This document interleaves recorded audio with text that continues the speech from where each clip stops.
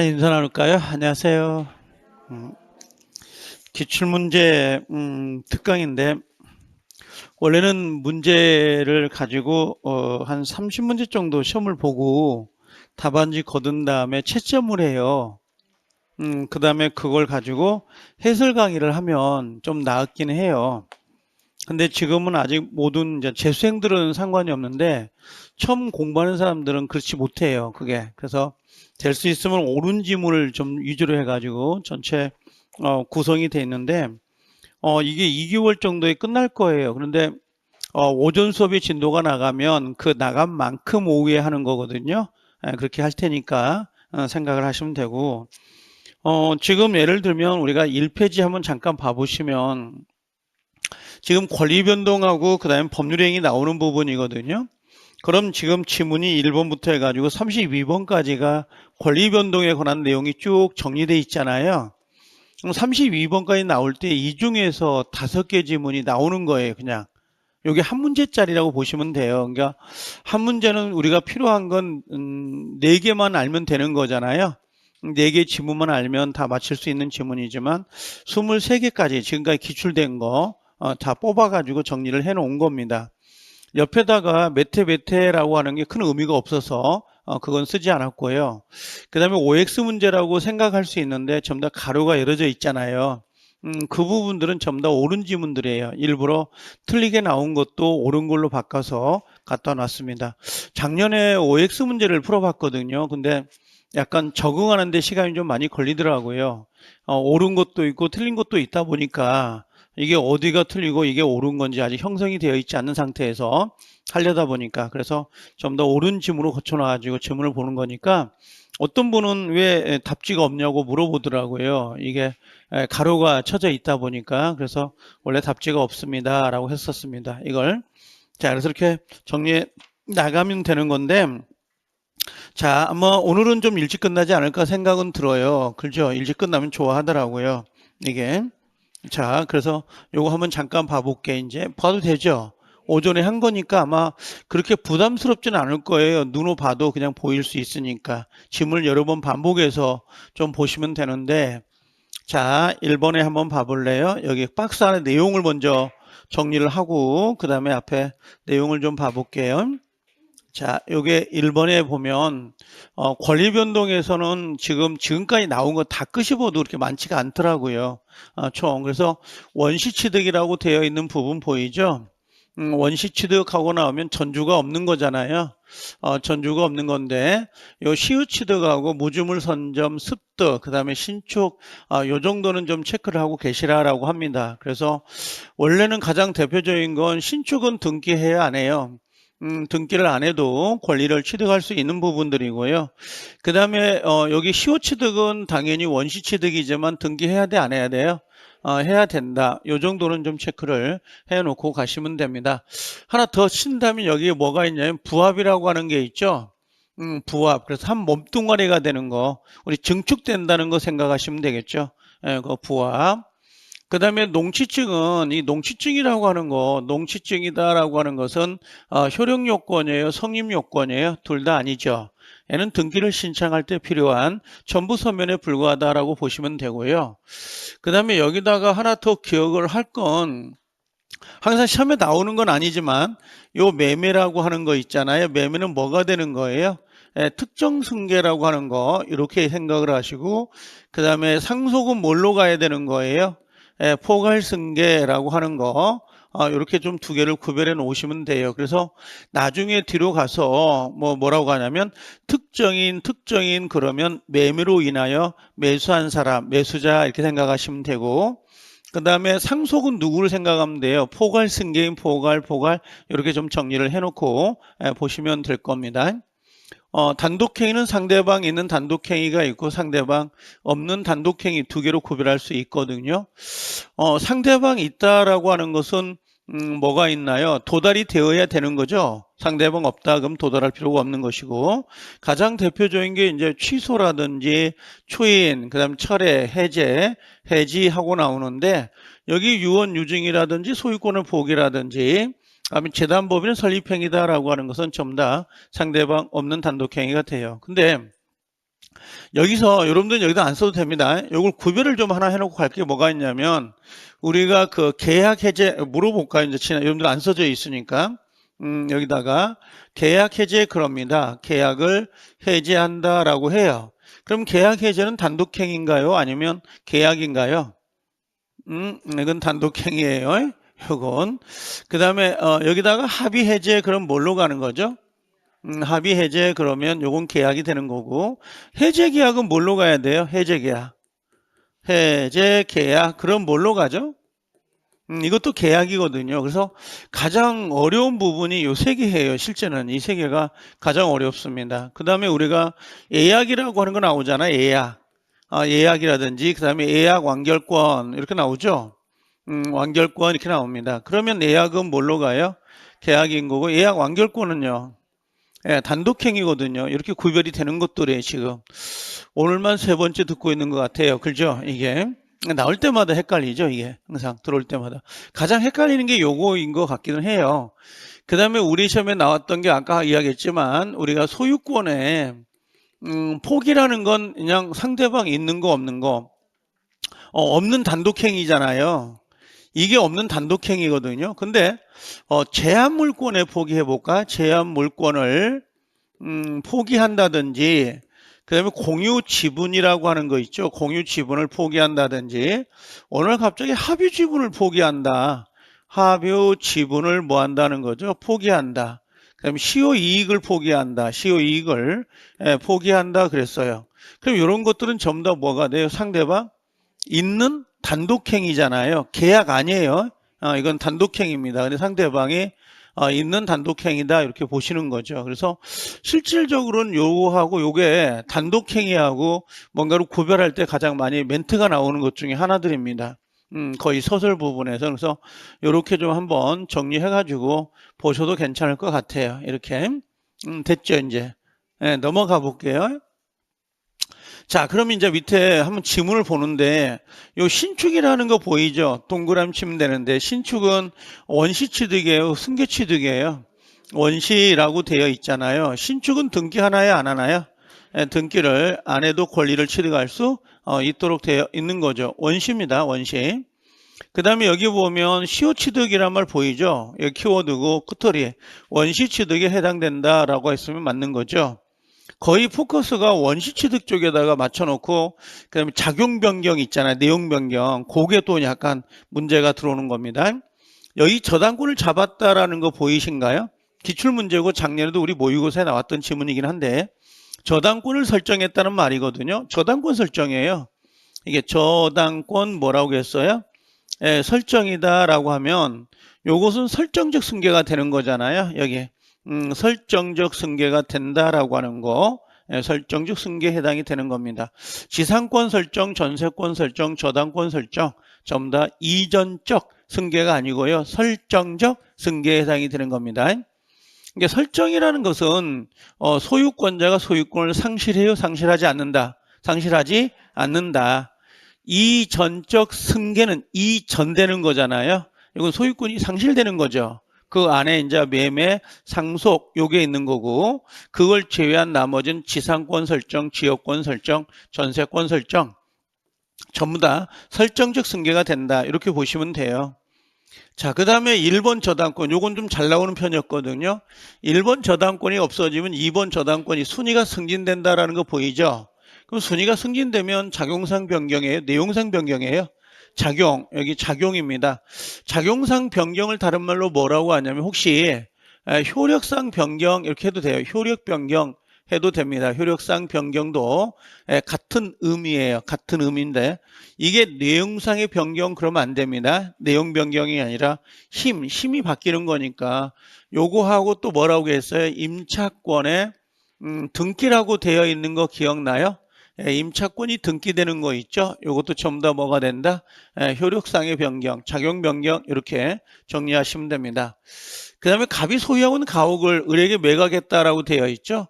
요건 뭐가 되는 거? 매각이니까 이 사람은 특정 승계가 되는 거고 을의 입장에서는 갑의 입장에서 뭐가 된다 그랬어요? 상대적 소멸 이렇게 되는 거죠. 갑은 소유권을 상실하지만 목적물 자체가 소멸되는 거예요? 소멸되지 않는 거예요? 소멸되지 않는 거죠. 을에게 승계가 되는 거니까. 그 다음에 이제 상속은 뭘로 해석을 해요? 상속은, 자, 이전적 승계 안에서 뭐가 들어가는 거죠? 예, 포괄적 승계로 가는 거죠. 만약에 이전적 승계에서 뭘로 가면요? 특정 승계로 가면 뭘로 가야 되죠? 네, 이전적 승계에서 특정 승계, 그럼 뭘로 가는 거예요? 요것은 매매가 된다. 이렇게 보시면 되죠. 그래서 이전적 승계, 특정 승계는 매매가 되고 이전적 승계에서 포괄 승계는 상속이 되는 거잖아요. 이렇게 상속이 되는 거고 특정 승계는 뭐가 된다? 매매. 이렇게 정리하면 되겠죠. 자, 그 다음에 이제 7번에서 대리권의 존재라는 거 보이신가요? 대리권이 존재돼야 된다라고 돼 있죠. 그 다음에 조건이 뭐가 돼야 돼요? 성취. 그 다음에 토지거래 허가구역에서 허가를 받았어요? 안 받았어요? 관할관청이 허가를 받는 거 보이신가요? 자, 이게 뭐냐면 지금 물어보는 것은 효력 요건을 물어보는 거잖아요. 그럼 효력 요건에서 가장 문제가 많이 나왔던 게 그 첫 번째는 대리권 존재 아닌가요? 대리권이 존재하고 있어야 효력이 발생이 되는 거잖아요. 그럼 두 번째는 우리가 미성년자가 법률행위를 할 때는 누구의 동의를 받아야 되죠? 법정 대리인의 뭐가 있어야 된다? 동의가 있어야 돼요. 법정의 동의가 있어야 되는 거. 그 다음에 세 번째는 아까가 조건의 성취라고 하는 거. 그 다음에 기한에 뭐가 있어요? 도래, 기한 도래가 돼야 되죠. 기한이 도래가 되어 있어야 효력이 발생하는 거잖아요. 그 다음에 이제 여기 뭐 네 번째 그러면 뭐 유언자 사망도 있지만 요 토지 거래가 중요합니다. 토지 거래에서는 허가를 받아야 돼, 안 받아야 돼요? 받아야 되죠. 요 정도는 그래도 지나가면서 한 번 정도는 눈동장을 찍고 가야 돼요. 충분히 나올 수 있는 거니까. 성립 요건이 아니고 효력 요건이에요. 효력 요건 이 정도. 그래서 여기 대리권의 존재 끝허리 효력 요건, 조건의 성취 끝허리 효력 요건, 토지거래 허가 그 뭐예요? 효력 요건. 이렇게 연결이 되죠. 농취증은 요건이에요, 아니에요? 아니다고 그랬죠. 농취증이 요 근래 왜 이게 지금 효력 요건이긴 한데 요 근래 이 효력 요건이 30회 이후에 나온 게 3번 나왔거든요. 근데 항상 나올 때마다 답이 농취증이었어요. 얘를 내는 게 아니고 농취증을 문제를 내버리니까 나중에는 농취증은 효력 요건이 아닙니다. 이것만 기억하고 가세요. 이렇게 되더라고요. 그래서 농취증은 효력 요건이 아니다라고 되어 있죠. 근데 여러분들은 요걸 기억하고 가세요. 이제 요걸 거꾸로 요걸 정도 거꾸로 기억을 하고 가시면 될 것 같아요. 그 다음에 이제 법정 해제 보인가요? 요 법정 해제가 다른 말로 뭐라고 그럴까요? 그냥 해제해도 법정 해제고 아니면 계약 해제해도 같은 말이에요. 이게 계약 해제. 그러면 계약 해제 이렇게 할 수 있죠. 요게 해제나 요게 해제 같은 의미입니다. 우리가 해제하는 게 요거거든요. 채무불이행. 채무불이행에 의해서 계약이 해제되는 거 있죠. 그걸 법으로 정한 해제 사유, 채무불이행, 해제, 요게 해제예요. 상대방 있는 거 없는 거, 있는 단독행위다라고 하는 거, 요게 좀 어려운 게 합의해제라고 되어 있잖아요. 요 합의해제를 다른 말로 뭐라 그래요? 다른 말로 해제가 먼저 나와요. 해제를 계약한다는 거예요. 해제를 계약한다라고 하는 거거든요. 해제를 계약하는 건 헤어지자고 계약하는 거잖아요.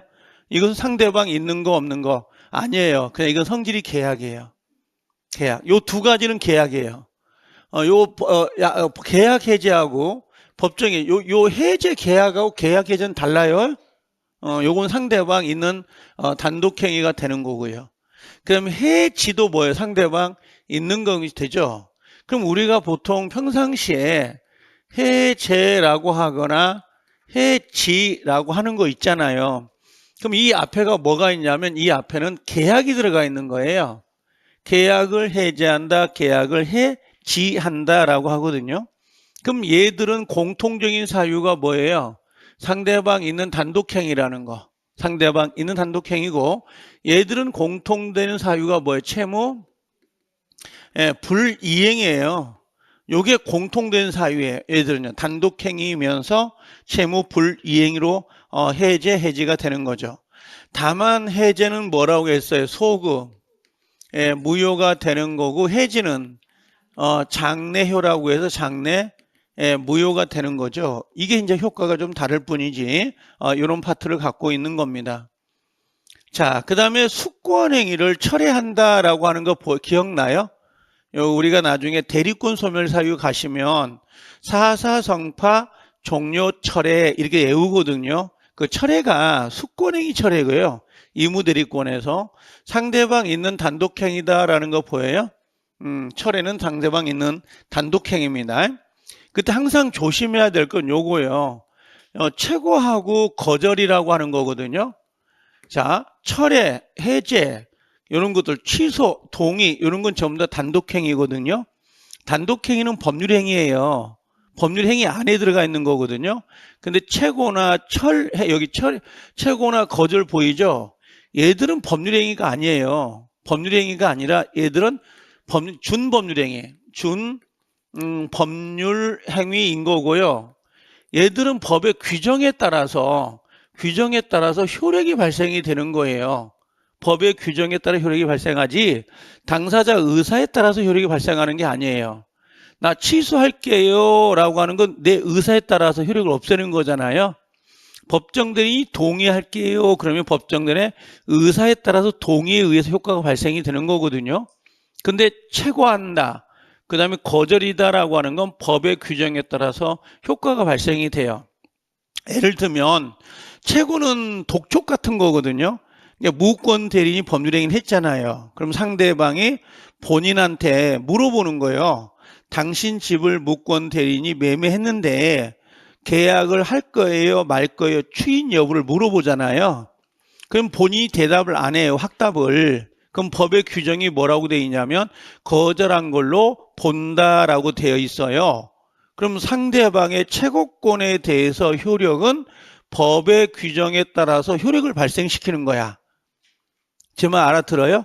채고나 거절 같은 경우는 법률행위가 아니고 준법률행위예요. 다른 말로 이걸 구체적으로는 준법률행위 안에 의통이라고 해서 의사의 통지라 그래요. 의사의 통지. 그럼 이 채고나 거절은 단독행위나 계약이 될 수가 없는 거라고. 알겠죠? 내 의사에 따라 효과가 발생이 되는 게 아니라 법의 규정에 따라서 효과를 발생시키거든요. 이걸 우리가 준법률행위, 의사의 통지 이렇게 정리를 하고 계셔야 되는데 다 두 글자씩이잖아요. 해지, 해제, 철회, 동의. 그러니까 여기다가 최고나 거절을 넣으면 비슷해요, 얘가. 그래서 헷갈리게 내는 것 같아요. 자, 그 다음에 철회 보이죠? 철회. 그 다음에 취소, 동의 보이신가요? 전부 다 뭐가 있는 거예요? 상대방 있는 단독행위가 되는 것들이잖아요. 이해돼요? 이거 다 요것도 상대방 있는 추인까지도, 추인도 그렇고, 요거 동의도 그렇고. 자, 이런 것들은 전부 다 뭐가 되는 거예요? 이런 것들은 상대방 있는 단독행위가 되는 것들이에요, 전부 다. 그죠? 그 다음에 소유권의 포기는 상대방 있는 거, 없는 거. 없는 거잖아요. 상대방 없는 단독행위예요. 쓰레기통에다가 쓰레기 버린다 생각하면 되죠. 이렇게. 그 다음에 채무 면제는 돈 갚지 마라고 하는 거잖아요. 돈 갚지 마. 채권자의 단독행위예요. 그럼 채권자의 단독행위니까 상대방 뭐예요? 있는 거죠. 채무자가 상대방이겠죠. 채권자가 돈 안 갚아도 됩니다 라고 하는 거니까. 이해되시죠? 그래서 이 포인트를 잡으셔야 돼요. 채무 면제, 이렇게 소유권의 포기, 요거 동의, 취소, 철회 정리하면 되죠. 자, 그 다음에 저담법인 설립행위도는 우리 시험하고 아무 관계가 없거든요. 근데 예를 낸단 말이에요. 재단법인은 비영리성을 추구하는 장학재단 같은 거 생각하면 돼요. 사립학교 같은 거. 그럼 재단법인을 설립할 때는 요식행위예요.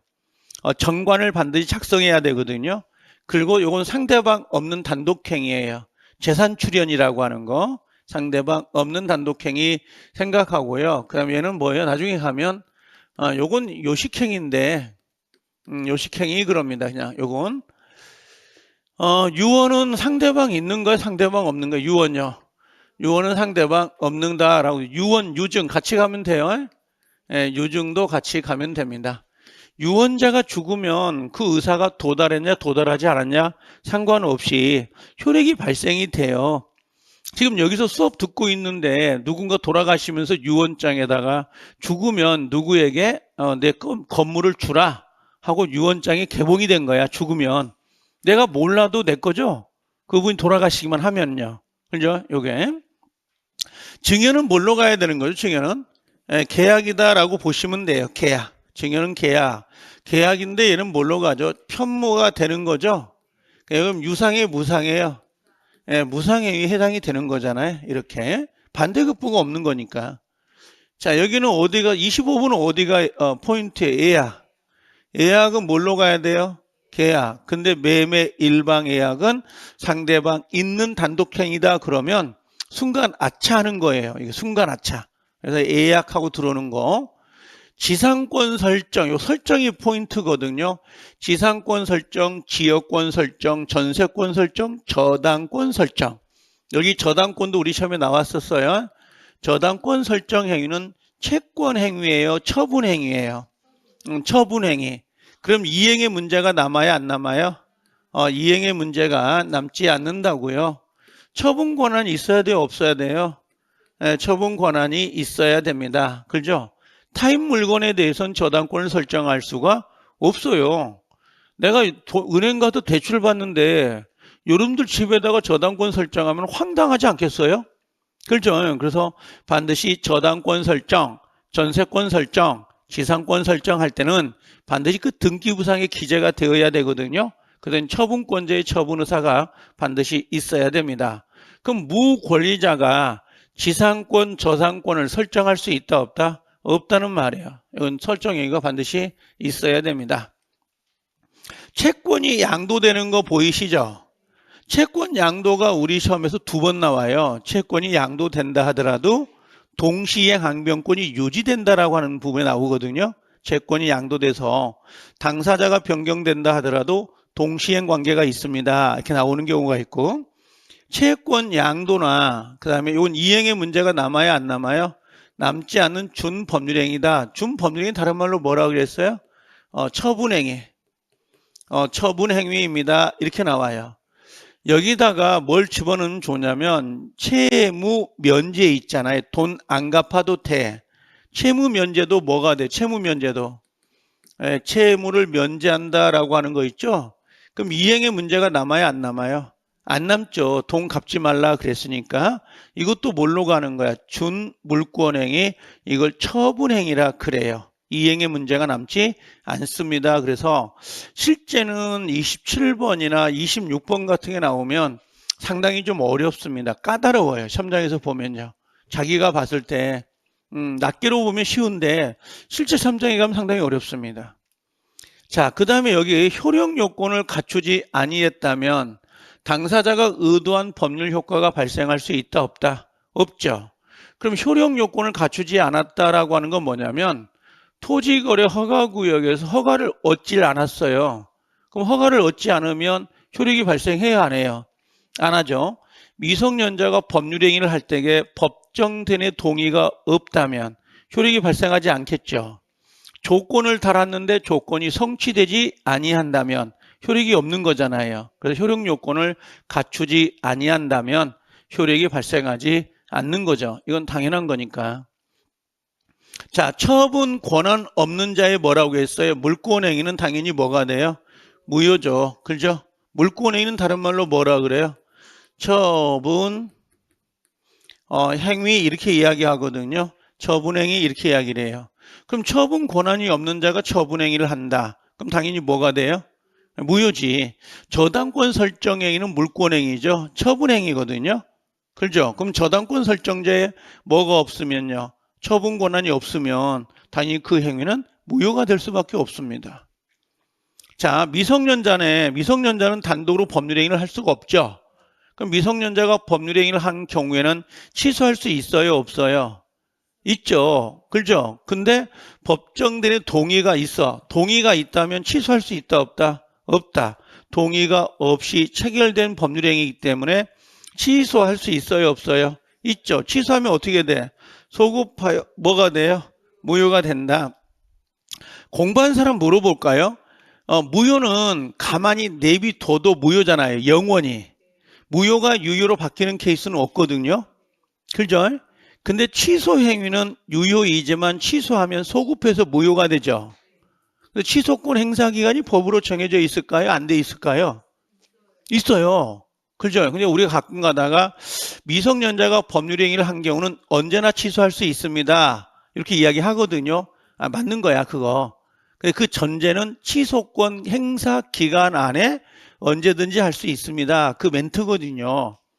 나중에 어떤 분이 오셔가지고 아니 취소권 행사 기간은 법으로 정해져 있는데 언제나 할 수 있다 그럼 틀린 거 아닌가요? 이렇게 물어보는 분이 있어요. 너무 꼼꼼해서. 그분들은 그 기간 안에 언제든지 행사할 수 있습니다. 그 멘트인데 너무 공부를 많이 한 것이죠. 그럼 물어봐야 되는 물어. 취소권 행사 기간이 몇 년이죠? 안 날로부터는 아닌 것 같아. 취소할 수 있는 날로부터 그것도 아닌 것 같아. 추인할 수 있는 날로부터 3년이고 법률행위를 한 날로부터 10년이에요.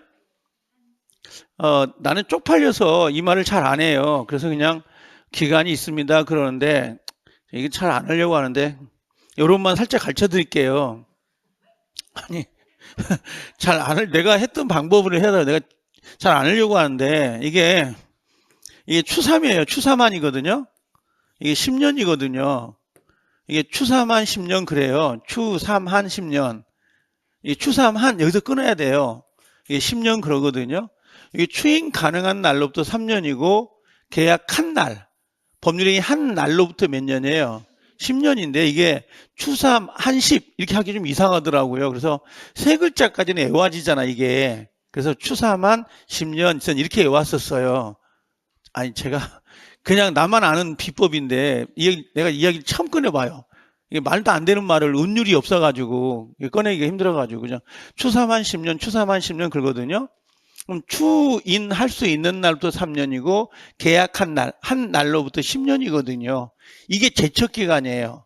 이 기간이 끝나면 무조건 더 이상 취소권 행사할 수 없어요. 그래서 추삼한 10년, 추삼한 10년 이렇게 외우고 그랬었는데 안 되면 이게 누가 사람들이 취소권 행사 기간이 몇 년이에요? 그러면 3년, 10년 그러거든요. 그럼 물어봐. 언제부터 3년인데? 그럼 답변을 못 해요. 이게 추인할 수 있는 날로부터 3년이고 계약한 날, 법률행위 한 날로부터 몇 년이에요? 10년. 그래서 추삼한 10년 이렇게 외우고 그랬거든요. 제가. 안 되니까 외우는데 주눅이 들어가지고. 자, 그래서 알겠죠? 추삼 한 뭐라고요? 10년 이렇게 외워놔도 괜찮긴 해요. 행사, 취소권 행사 기간. 그때부터 무효가 되는 건 아니고 소급이에요. 오케이. 자, 제한 능력자 모르면 미성년자 생각하세요. 미성년자는 취소할 수 있는 법률행위를 단독으로 취소할 수 있어요, 없어요? 있어요. 이거 조심해야 되죠. 그래서 미성년자는 자기가 계약을 해놓고 자기가 취소할 수 있도록 되어 있습니다. 법정들의 동의 받아야 안 받아요? 안 받아요. 안 받고 취소할 수 있습니다. 아셨죠? 자, 의사 무능력자 나오잖아요. 여기 누구 쓰면 돼요? 만취자 쓰시고요. 정신병자, 정신병자 쓰면 돼요. 이 사람들 행위는 뭘로 가요? 무효가 되는 거야.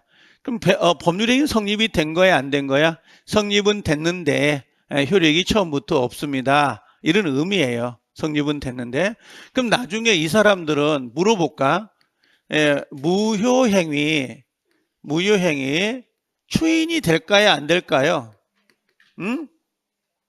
오늘 우리가 오전에 공부한 것들은 전부 다 추인이 안 되는 애들을 배웠거든요.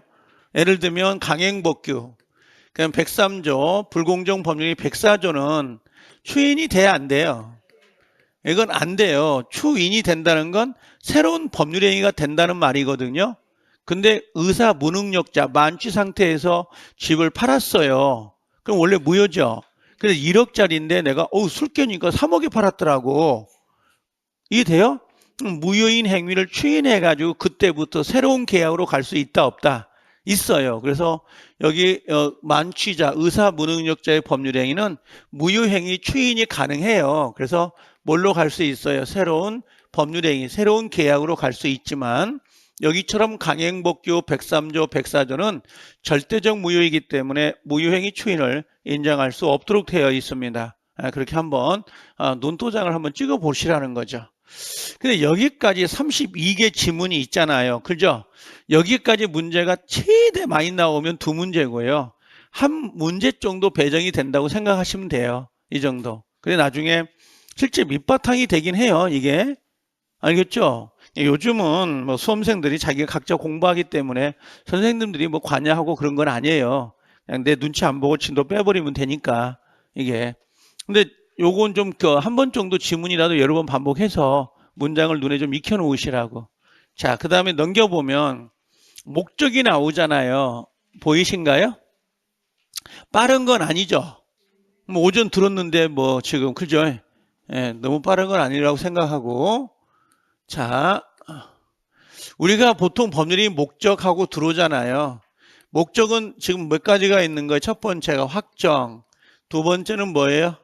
가능, 그 다음에 뭐가 나오는 거야? 적법, 그 다음에 사회적 타당성이 나오거든요. 요게 나오면서 여기가 뭐가 들어가는 거예요? 이제 이중매매가 들어가는 거잖아요. 이중매매가 들어오고 여기에 뭐가 들어오는 거예요? 이제 불공정한 법률행위 104조. 요게 104조 하고 들어오죠. 여기는 103조고요. 이렇게 지금 들어오는 겁니다. 지금 여기까지 해가지고 들어오는데 여기까지가 보통 두 문제에서 세 문제까지 나오는 파트예요. 여기까지가. 여기까지가. 자, 그럼 다시 돌아가서 오늘 빨리 집에 갈 것 같죠? 자, 보시면 원시적 불능은 뭐가 되는 거예요? 무효. 후발적 불능은요? 유효. 근데 그냥 넘어가긴 아쉬우니까 항상 뭐라고 했어요? 원, 무, 그 다음에 개, 담. 요건 꼭 외우시하고요. 원무계담, 원무계담 해가지고 원시적 불능은 무효인데 계약 체결상 과실 책임하고 담보 책임이 나온다. 이렇게. 알겠죠? 담보 책임이 나오려면 그 계약은 유효해야 돼, 무효해야 돼요. 예, 유효해야 담보 책임이 나올 수 있는 거예요. 알겠죠? 무효면 담보 책임이 안 나와요. 오케이. 자, 그럼 단속 규정 보이죠? 무효가 기억나죠? 그럼 중간 생략 등기 다른 말로 뭐라고 하죠? 미등기 전매. 그럼 전매 제한 위반하는 거 있잖아요. 이건 단속 규정. 얘는 유효 무효. 유효이지만 처벌은 받습니다. 라고 하는 거. 앞에 우리 내용 봤으니까. 밑에 볼까요? 1번은 어디가 포인트예요? 매매계약을 체결한 후자, 요게 동그라미죠. 후. 그럼 뭐가 되는 거죠? 후발적 뭐가 돼요? 예, 불능.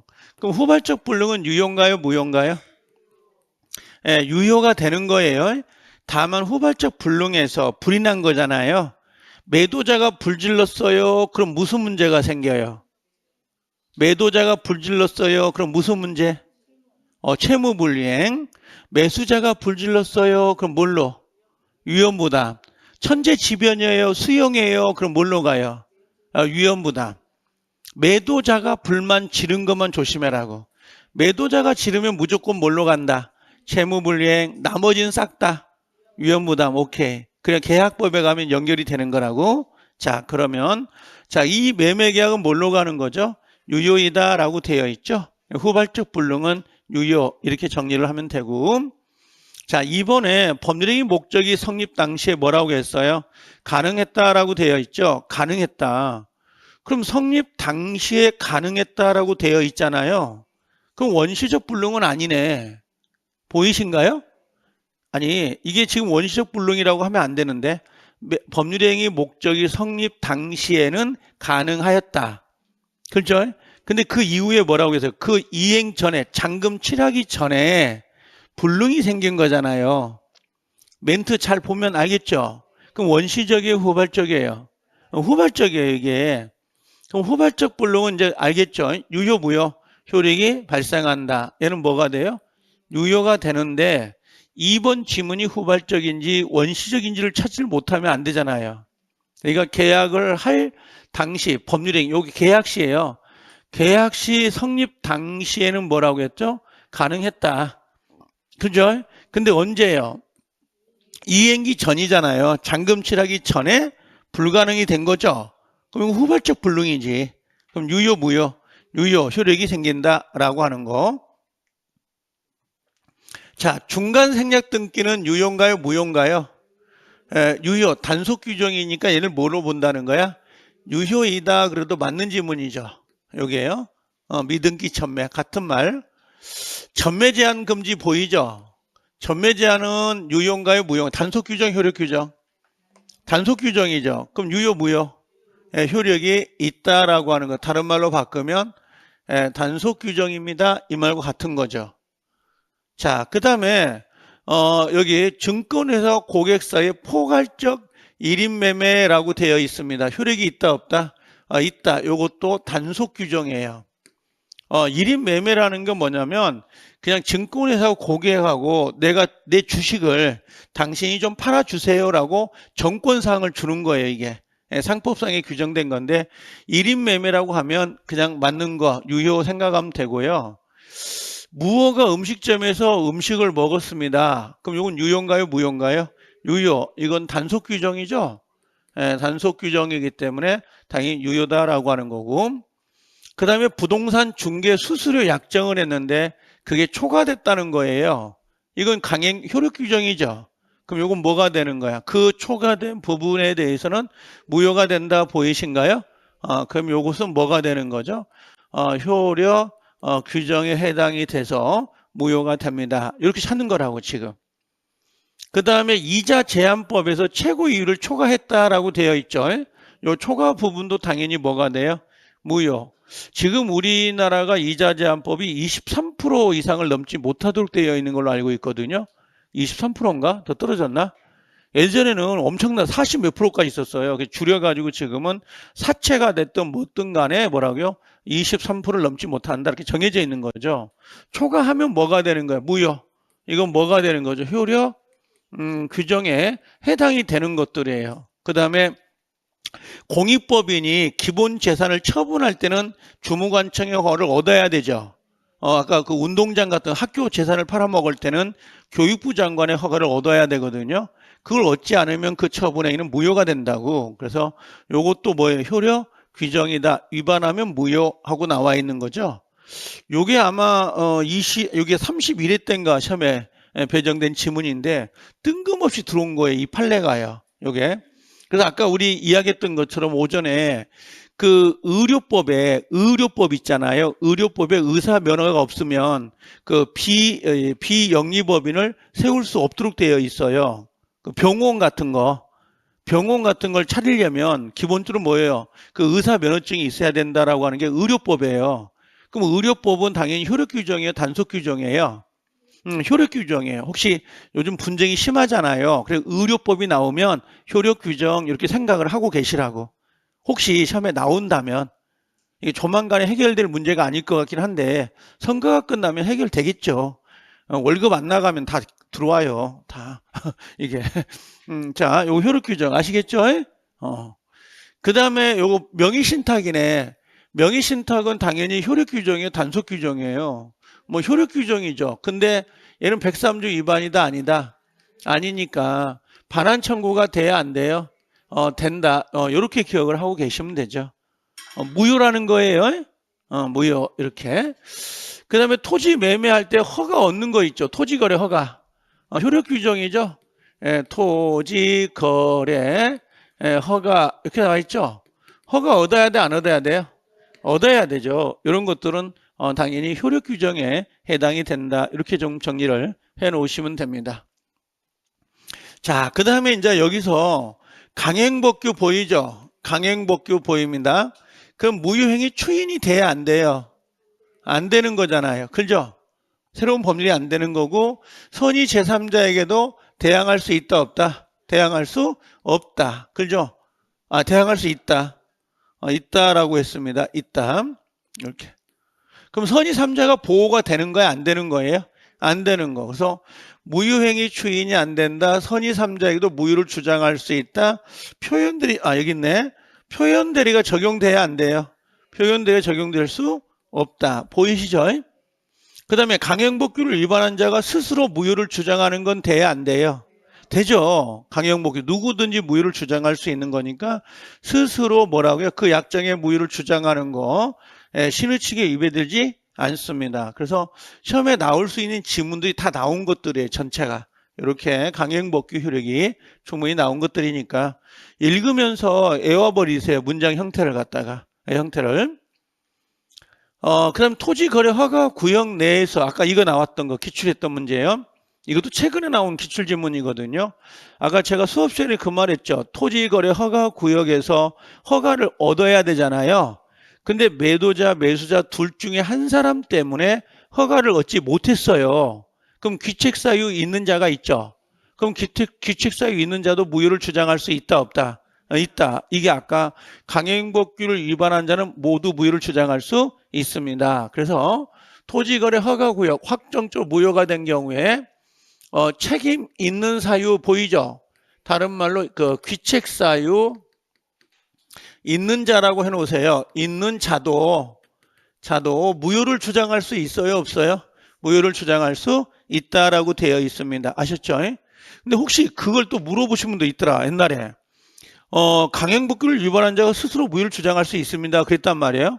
나중에 이제 개인적으로 뭔가 물어보겠다고 오시더라고요. 어떤 분이 오셔가지고 하는 말이, 이게 말해도 되나 모르겠네. 근데 그분이 유책 배우자예요. 결혼을 했었거든요.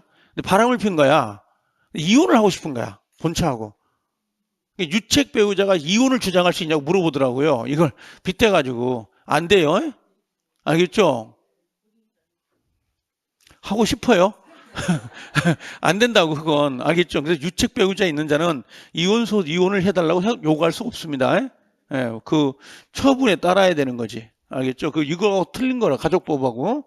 그래서 이렇게 정리하면 되는데 가장 염려스러운 게 지금 여기 확정 가능 척법에서는 여기 계속 보면 알겠지만 단속 규정하고 효력 규정을 구별하는 거에 포커스가 들어가 있잖아요. 그죠? 그게 한 문제예요. 지금 요게. 그래서 구별을 하는 거. 그 다음에 이제 반사의 질서는 독자적으로 문제를 내잖아요. 103조를. 해당되는 거 안 되는 거 하고 나올 때에 외우라는 거. 그래서 보통 마스터북에 원에 있는 내용을 외우면 다 좋은데 안 되면 요거라도 요 강제집행 보인가요? 부척관계 종료하면서 해지 조건 들어가잖아요. 그럼 요건 유효 무효 정지 조건 들어가면 유효 해제는 무효 정지 조건은 유효가 돼요. 그 다음에 강박은 103조 위반이다 아니다? 아니다. 그 다음에 조세 포탈이 뭐였어요? 양도소득세. 양도소득세는 유효다 무효다? 당연히 무효지. 세금 포탈하면 죽어요. 그죠? 추징금도 엄청나게 물잖아요. 근데 103조 위반이다 아니다? 아니다. 그런 의미예요 이게. 자, 그래서 여기 1번에 보면 부척관계 종류는 좋은 거죠. 근데 해지 조건이 붙은 거야. 그럼 이 해지 조건이 붙었다는 건 내가 항상 이야기하지만 지금 첩계약을 맺는 거예요. 첩계약을 유지하고 있다가 헤어질 때, 해제될 때 집을 주겠다는 거야. 그럼 지금 첩계약이 유지되고 있는 거니까 이건 안 되지. 제 말 이해되죠? 그래서 첩계약 종료의 해제 조건 이 글자가 나오면 무조건 뭘로 와라? 103조 위반이 돼서 무효가 되는 거고 조건만 무효가 되는 거야. 전부가 무효가 되는 거야.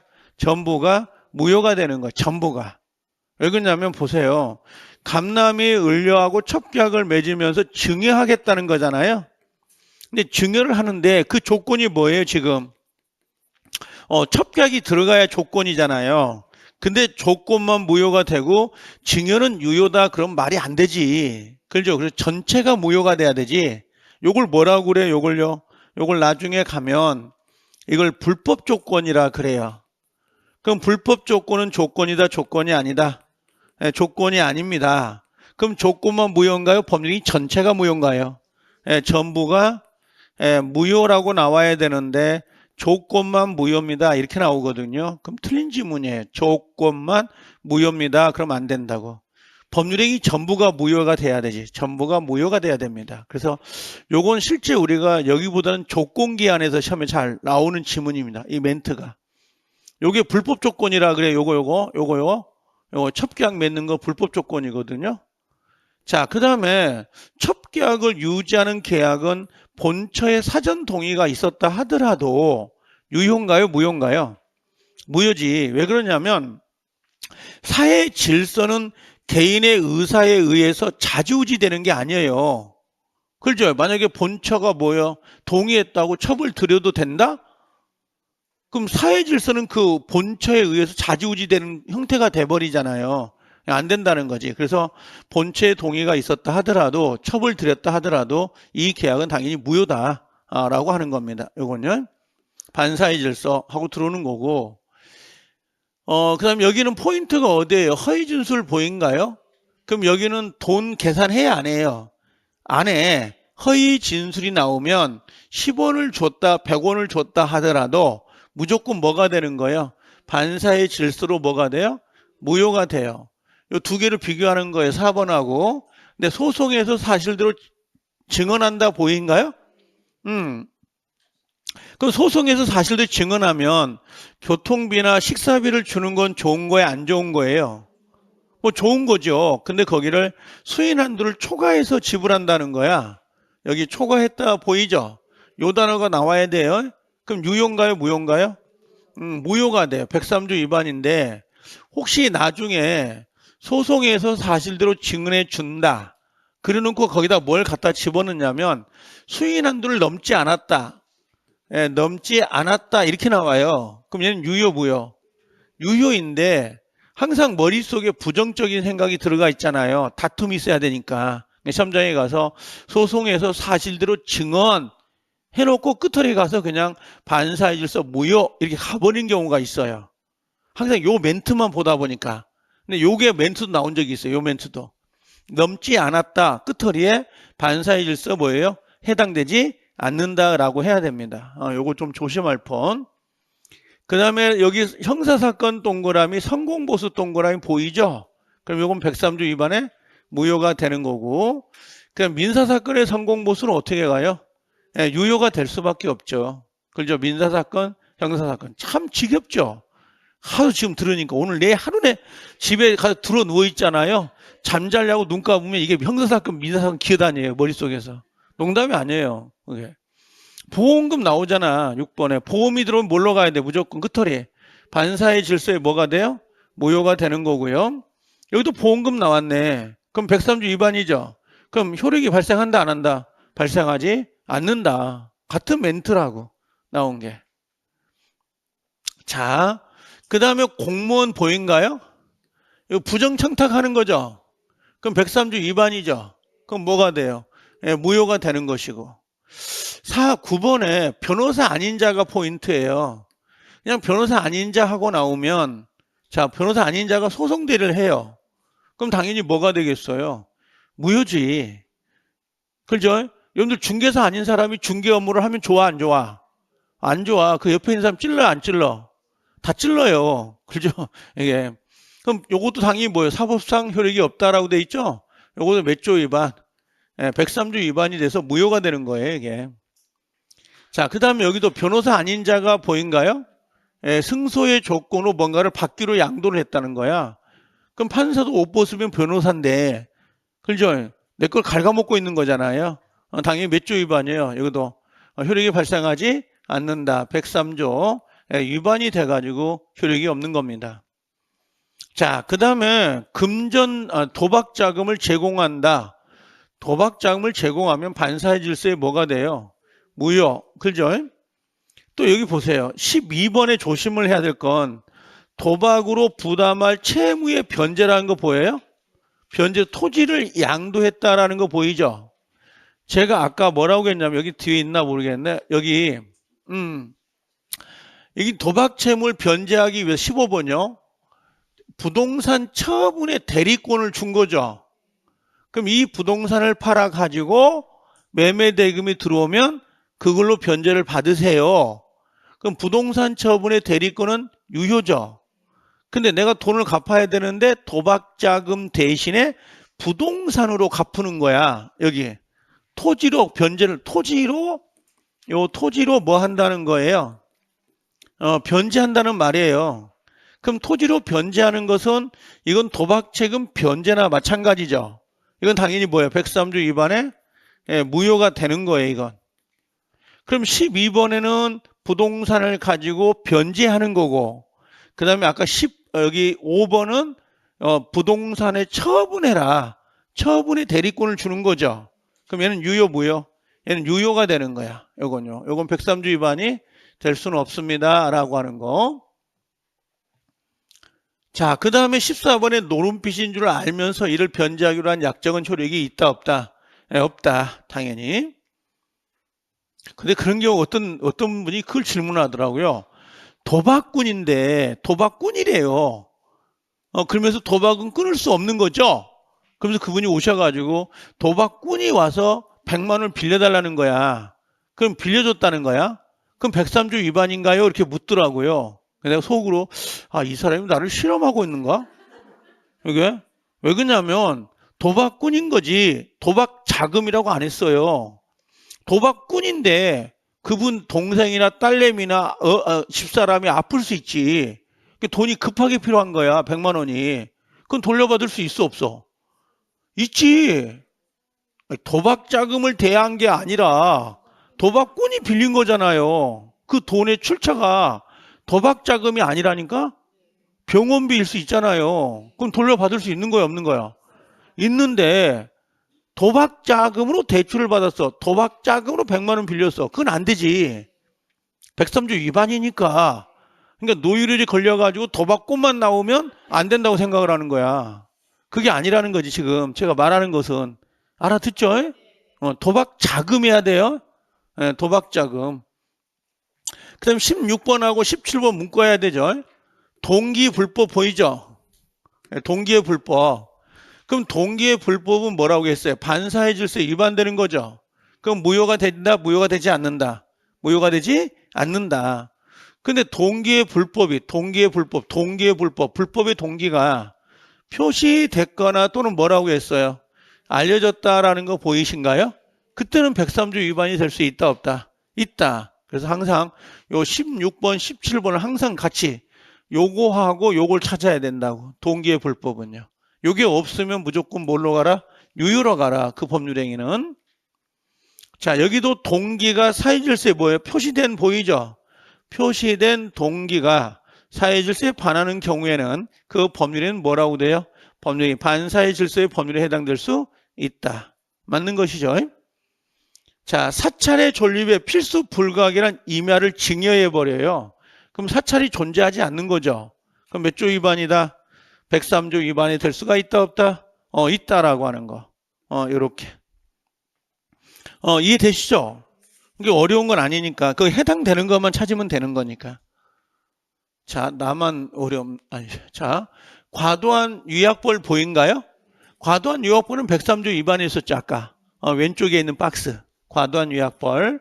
반사회 질서에 해당이 된다. 그 다음에 범죄를 하지 않는 조건으로 범죄는 누구나 안 하는 게 원칙이잖아요. 근데 범죄를 범하지 않는 조건으로 뭔가 돈을 요구한다면 이건 103조 위반이 되죠. 사회질서를 위반하는 거니까 이건. 알아듣죠? 난 이게 가장 이해가 안 됐던 거거든요. 범죄를 범하지 않으면 좋은 거 아닌가? 돈 준다는 게. 그렇죠? 근데 범죄를 범하지 않는다고 한다면 돈을 받기로 한다면 누구나가 범죄를 범하지 않으면 돈을 줘야 돼요. 그럼 서로 간에 돈 받으려고 아우성일 거야. 그럼 질서가 있겠냐고. 질서가 없지. 당연히 범죄를 범하지 않는 건 돈을 거래하는 게 아니기 때문에 이런 부분. 자, 여기 나와 봐봐요. 증언하면 좋은 거죠. 통상에 용인될 수 있는 수준을 넘었죠. 넘으면 초과된 거잖아요. 그럼 이건 뭐가 돼? 103조 위반에 무효가 되는 거야. 요게 포커스예요. 요게 넘었다라고 하는 거. 그 다음에 부척 관계를 단절하면서 첩의 생활 유지와 출생한 자녀의 양육비를 지급하기로 약정했잖아요. 그럼 뭘로 가야 돼? 이거 약정은요. 유효, 무효? 유효. 이렇게 단절하면서 들어오는 거니까. 14번은 어디가 포인트예요? 읽어보면. 강박. 강박 보여요? 강박이 나오면 끝을 보세요, 이제. 사회 질서, 반사회 질서에 무효라고 할 수 있다, 없다? 없다. 단지 취소할 수는 있죠. 자, 비자금 보인가요? 비자금은 103조 위반이었나요? 위반이 아니었나요? 위반이 아니죠. 비자금 동그라미 치고요. 그래서 반사의 질서 동그라미. 끝에 뭐에 해당되지 않는다라고 되어 있습니다. 보이신가요? 이렇게 체크를 해 놓으시면 됩니다. 자, 그 다음에 아까 해외 파견 있죠?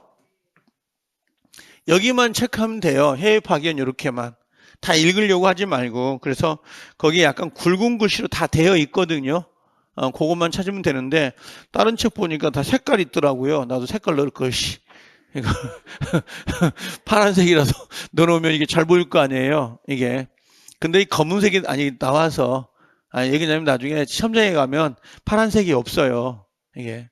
자, 이해되죠? 그럼 해외 파견은 이건 103조 위반이다 아니다? 아니다. 아니 해외 파견할 때 그 경비를 다 댔을 거 아니에요. 돌아와가지고 일정 기간 회사에 근무하기로 약속하는 거 중간에 퇴사를 하거나 다른 데로 옮기면 다 토해내야 되잖아요. 그 정당한 거 아닌가요? 그죠? 네, 그렇게 생각하면 돼요. 강제집행 여기 면할 목적 여기 보이죠? 103조 위반이다 아니다? 아니다 라고 하는 거. 이젠 지겹죠? 양도소득세 29번도 양도소득세 보인가요? 그럼 끝을 전부 다 103조 위반이다 아니다? 아니다. 동그라미 치면 돼. 30번에 어디다 찍으면 쳐요? 투기 목적 동그라미. 보여요? 그럼 이건 103조 위반이다 아니다? 아니다. 이게 원래 지금은 안 그래요. 예전에 그 아파트 분양권이거든 이게. 여의도가 개발될 때 당시에요. 그러니까 엄청 오래된 거죠. 그때만 해도 그 아파트 규제가 없을 때입니다. 아파트를 분양할 때에 어떤 사람이 15매 입주권을 산 거예요. 그 바람에 어떤 사람이 자기는 못 산 거야. 이 입주권을. 그래서 소송이 제기된 거거든요. 이게 그래서 한 사람이 분양권을 15개를 가져가는 것은 사회 질서를 문란하게 하는 거 아니냐. 다른 사람도 살 수 있도록 해야 되는 거 아니냐. 라고 소송이 제기됐다가 이제 판사도 나도 돈 있으면 나도 해. 그래가지고 이건 103조 위반이 아니다라고 판결이 떨어진 그 사건이거든요. 이게 투기 목적이란 글자가 나오면. 그 다음에 요 반사의 질서는 절대적 무효잖아요. 추인이 돼야 안 돼요. 무효행위 추인이 적용되지 않습니다. 새로운 범죄가 될 수 있다 없다? 없다. 될 수가 없다라고 하는 거. 자, 이렇게 정리하면 되는 거죠. 그럼 그렇게 어려운 건 아니죠. 지겹죠? 너무 많이 해가지고. 자, 이제 이중매매. 집에 가겠다. 안 가요, 아직은. 자, 이중매매 잠깐. 이중매매는 항상 이걸 외우세요. 원칙은 유효라는 거 기억나죠? 원칙은 유효예요. 그럼 항상 머릿속에 요걸 계산해 보세요. 뭐가 있냐면 갑이라는 사람, 을이라는 사람 나오잖아요. 갑을. 요게 갑이 나오고 그다음에 을이 나오고 그다음 이게 그냥 누가 나와야 돼? 병이 나와야 되고 정이 나와야 돼요. 항상 여기까지 있다고 생각하면 돼. 그럼 1매매 당사자는 갑을이죠. 이 매매 당사자는 누구야? 갑과 병이죠. 이 사람이 3자예요. 얘가 3자가 되면 안 됩니다. 이건 당사자지. 계약 당사자지. 그러면 원칙이란 말 나오면 원칙이 되면 이 사람은 뭐예요? 소유권 그대로 취득하죠. 그럼 얘가 불편하잖아요. 등기를 못 가져오니까. 채무불이행으로 등기 못 갖고 온 거죠. 그럼 채무불이행 계약을 해지하고 손해배상을 청구하고 마무리하면 돼요. 이건 별 문제가 안 돼요. 근데 가장 문제가 적극가담한 거잖아요. 적극가담하면 둘 사이는 103조 위반이 되는 거죠. 그럼 갑과 병은 쌍방이 반환 청구할 수 있다 없다? 없다. 그럼 이 등기는 무효인 거죠. 소유권 취득 못하는 거죠. 그럼 등기 돌아와야 될 거 아니야. 그때 어떻게 가져올 거냐가 문제가 되는 거지. 직접 가져올 수 있어요 없어요? 직접. 안 되지. 얘는 소유자가 아니기 때문에. 그죠? 직접 소유권 이전 등기 된다 안 된다? 진정명의 된다 안 된다? 안 돼. 무조건 뭘로 가야 돼? 대위밖에 안 되는 거야. 대위. 직접이 안 되고 대위만 된다. 근데 손해배상은 얘가 적극 가담하는 바람에 얘가 손해를 입은 거예요. 지금. 얘 때문에 그럼 직접 손해배상을 청구할 수 있다 없다? 있다는 거야. 그러니까 등기는 대위말소, 손해배상은 직접 손해배상을 청구하는 거지. 그렇죠? 그 다음에 이 관계가 등기 청구권 관계잖아요. 그렇죠? 돈 빌려준 관계 아니죠? 돈 빌려준 관계에서는 채권자 취소권의 제도가 적용이 돼요. 근데 지금 을과 갑과는 등기 청구권이라 돈이 아니라. 그래서 여기는 채권자 취소권이 적용되지 않는다라고 하는 거예요. 돈 관계가 아니기 때문에. 등기 청구권 관계이기 때문에. 이게. 그럼 얘가 무효면 얘도 무효가 돼야 되죠? 선이 상관없이. 여기서 유치권 꺼내고 있으면 분위기 파악이 안 되는 사람이에요. 유치권은 결련성이 있어야 된다고. 지금 이건 매매잖아. 매매대금. 그럼 결련성이 나오면 안 되니까 유치권이 나올 수가 없는 거라고. 그게 다거든 지금 이게. 자, 그러면 한번 봐보세요. 다시. 원칙은 뭐라고 했어요? 선악을 불문하고 유효가 돼버리죠. 다만 누구한테 뭘 주면 되는 거예요? 다만 누구한테요? 다만 누구한테? 여기다가 일매수자가 누구죠? 을이죠. 일매수인. 일매수인은 뭐예요? 계약을 해지하고 뭘 청구하면 돼? 예, 손배청을 청구하면 된다 안 된다? 된다 이 말이에요. 이게 끝이에요. 자, 2번 이제 적극 가담했죠. 그럼 뭐가 돼? 무효가 되지. 이때 무효는 강행법규 위반 무효야? 반사질서 위반 무효야? 반사의 질서지. 103조 위반의 무효가 되지 강행법규 위반 무효가 아니에요. 그 둘 차이가 뭐예요? 강행법규 위반은 반환 청구가 돼버린다고. 근데 103조 위반은 반환 청구가 안 되기 때문에 그 근거를 물어본 거야. 근거를. 아, 이게 돌아버려요 이게. 그럼 직접 말소는 된다 안 된다? 안 되죠. 진정명의 회복 된다 안 된다? 안 된다. 그럼 소유권 이전 등기 된다 안 된다? 안 된다. 소유권 이전 등기 직접 가져온다는 말이야. 무조건 뭘로 가라? 대위로 가라. 대위로. 그 다음에 선의 제3자 보호된다 안 된다? 안 된다 이 말이에요 지금. 알겠죠? 자, 1번. 이중매매가 무효가 돼서 언제 무효가 되죠? 이중매매는 언제 무효가 돼요? 적극가담이지 언제 무효요? 이중매매가 무효가 언제 되냐고. 적극가담 밥 먹고 나니까 집중력이 없는 거예요. 다 왔어. 끝났다고. 알겠죠? 자, 이중매매는 무효가 된 거죠. 그럼 뭐가 된 거야? 적극가담이 된 거지. 그럼 이 매수자가 누구예요? 병이죠. 병이 매도 사실을 안 것만은 부족하고 권유했다, 해유했다, 꼬셨다. 그게 있어야 되잖아요. 이 매수자의 배임에 적극적으로 가담하여야 된다. 그렇죠? 그럼 여기 봐요. 일매수자 병이라는 사람이 일매수가 있음을 알고 플러스 뭐 해야 된다? 권유했다, 해유했다, 요청했다 이런 멘트가 나올 거예요. 적극가담이란 멘트가 없이. 그럼 요걸 합해가지고 뭐라 그러는 거야? 요걸 적극가담 이렇게 표현을 하는 거예요. 시험장에서 적극가담이라고 내버리면 괜찮아요. 적극가담이 안 보이고 권유했습니다. 요청했습니다. 그러면 아 이게 적극가담이구나. 103조 위반이구나 생각하면 되죠. 알아듣죠? 오케이. 자, 원칙은 뭐라고 했어요? 먼저 소유권 이전 등기를 격려한 이 매수인 병이죠. 자, 목적 부동산의 소유권을 취득할 수 있다 없다? 있다. 그래서 이 병은 선악을 불문하고 소유권을 뭐라고요? 취득한다. 원칙이 그러잖아요. 원칙이. 근데 만약에 적극가담은 어떻게? 적극가담 이건 무효죠. 그럼 일매수자가 누구예요? 을은 그죠? 매도인 누구요? 갑에 대한 계약을 뭐하고? 해지하고 손해배상을 청구할 수도 있어요 없어요? 있다는 거야. 기분 나쁘다는 거지. 너 왜 내한테 계약을 해놓고 왜 병한테 팔았냐? 나 필요 없어. 그냥 돈 줘. 손해배상 물어줘. 할 수도 있어요 없어요?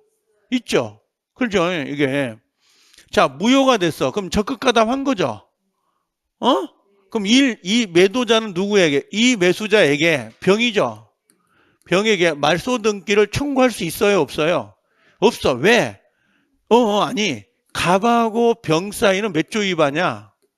103조 위반이지. 그럼 쌍방 모두 다 반환 청구할 수 없다고. 그것 때문에 물어보는 거야 계속.